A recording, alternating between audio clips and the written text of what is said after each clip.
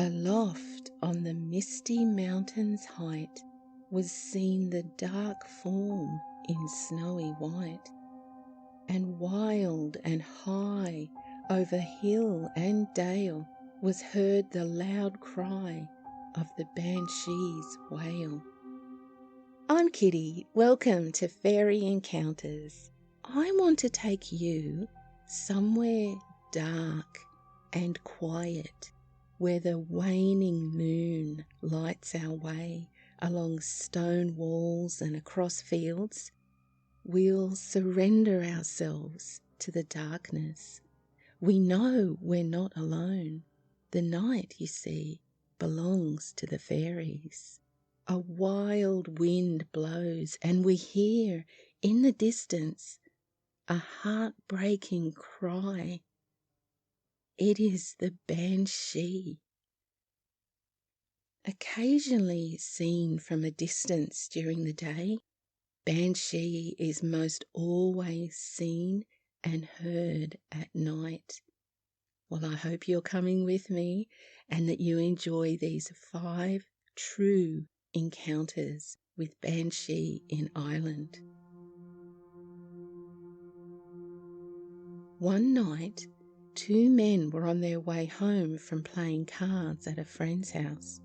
When they were about half a mile from their home, they heard a sorrowful crying coming from the valley beneath them, and they said to each other, "That is the Banshee." It so happened that their walk home took them across several fields, but when they entered a particular field, there were horses there running around wild, and the dogs of the place were crying and howling. The 2 men were frightened and steeled themselves as they hurried their way home. The men later told that it was near an unoccupied house that they had heard the Banshee, but that the man who used to live there died the very night they heard the Banshee.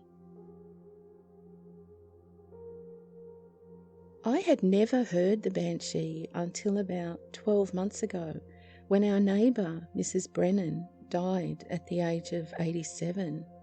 The night before she died, the Banshee was down in the bog near her house crying for her. It was a long, lonesome kind of cry. It seemed to me that it was coming closer and closer to the house and getting more plainer, more bold.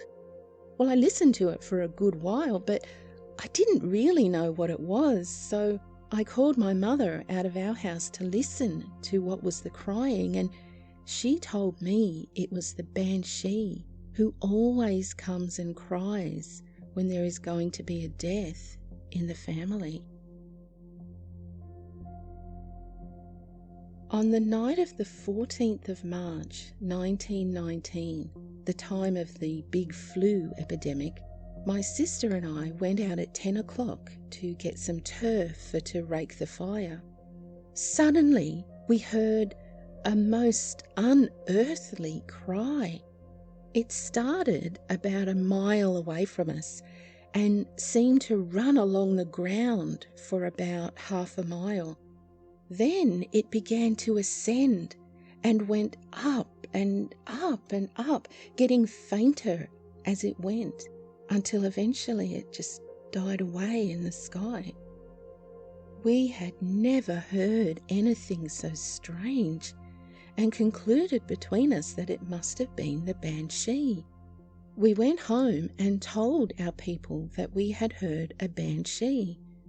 They laughed at us, but it happened that our next-door neighbour, Mrs. Gallahan, took the flu that night and was dead. This is what Hugh Murray told me about the Banshee. When he was a boy, about 15 years of age, he was out having a walk one evening. It was in the summertime and about 8 o'clock in the evening. Well, as he went along the road, he heard a cry like the sound of a cat, and then he saw coming towards him what he thought looked like a cat. As it came nearer to him, the cry ceased, and it left the road and went in along the roadside and sat under a bush. Well, he went in after it and shouted at it, thinking it was a cat. But when he looked at it, he saw that it had a little wizened face like a woman and a frilled cap on its head. It shivered with fear when he went near it. Well, he knew then that it was a banshee, and he ran away as quickly as he could. After he had left it, the banshee came back out on the road again and continued its crying. A boy who was sick in that town died the next day, and it was for him the banshee was crying, because she had been heard crying around the house where he was lying sick. Then, after he had died, she travelled on and continued her keening to the graveyard where he was to be buried. Only then did she stop. There was a man in this district who used to only go home from work once each week. And so it was, one Saturday night, in the cold month of November, he went home very late at night. Well, when he arrived at his home, he found, to his bitter grief, that his wife was very ill. Well, he didn't go to work the next week, but stayed at home and nursed his wife. One night, after he'd gone to bed, he heard someone moving outside his window. He went outside to look, but found nobody there. No sooner had he come in when he heard someone moving outside his window again. Just as he was going out the door to look, he heard 3 frightful yells. He didn't turn back, however, and was just in time to catch sight of a woman clad in white garments with very long hair. The woman was, of course, the banshee. The man followed her for about a quarter of a mile until the banshee dropped her comb. He grabbed it and ran off back home as fast as his legs would carry him. When he reached his home, he went to his bed and put the comb under his pillow. No sooner had he climbed into the bed when the banshee came to the window. The man was terrified and threw the comb out of the window. The banshee disappeared. When the banshee was gone, he went to his wife's room to see how she was, and he found, to his terrible grief, that she was dead. That last encounter there reminds us that we needn't fear Banshee, but we would be wise to respect her.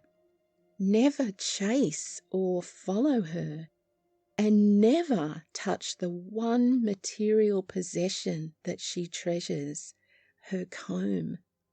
I hope you find these true encounters with Banshee as interesting as I do. And if you enjoy my videos, please consider becoming a patron. It's easy and safe, and your support would help me enormously in covering the costs of producing these weekly videos. If you'd like to find out more, the link to my Patreon is in the notes below. I'll be back next week with more true fairy encounters. Until then, stay curious and be kind. Cheerio!